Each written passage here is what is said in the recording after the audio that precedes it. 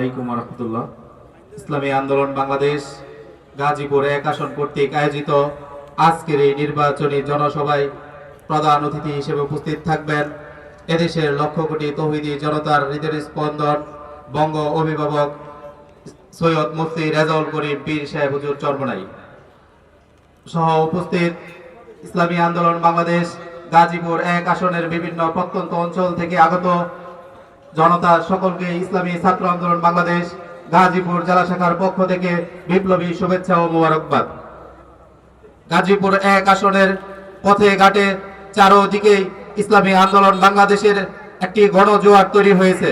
আমি বিভিন্ন জায়গায় সফর করেছি, দেখতে পাইছি আমাদের জিএম রুহুল আমিন ভাই সকল প্রার্থী থেকে এগিয়ে আছেন।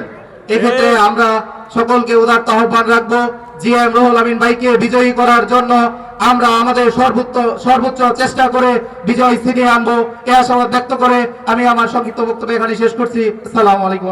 আম্মা বাদ ফাউযু বিল্লাহি মিনাশ শাইতানির রাজীম। সংগ্রামী উপস্থিতি, গাজীপুর মহানগর 1 নং আসনের নির্বাচন পরিচালনা কমিটি কর্তৃক আয়োজিত আজকের এই জনসভায় উপস্থিত থাকবেন লক্ষ কোটি তাওহীদি জনতার সংগ্রামী আমির ইসলামী আন্দোলন বাংলাদেশ এর আমির সৈয়দ মোহাম্মদ রেজাউল করিম পীর সাহেব হুজুর চরমনাই।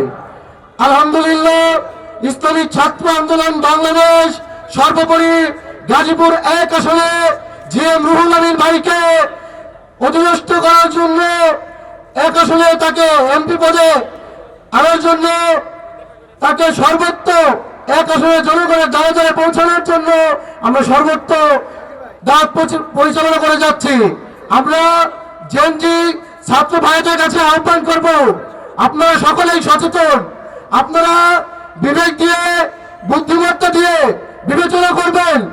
এই 1 আসনে সর্বাধিক সর্ববিবেচিত যোগ্য প্রার্থীকে আপনাদের মূল্যবান ভোট সেই যোগ্য প্রার্থীকে দিবেন এই আশা ব্যক্ত করে আমি আমার বক্তব্য এখানে শেষ করছি। আসসালামু আলাইকুম ওয়া রাহমাতুল্লাহ।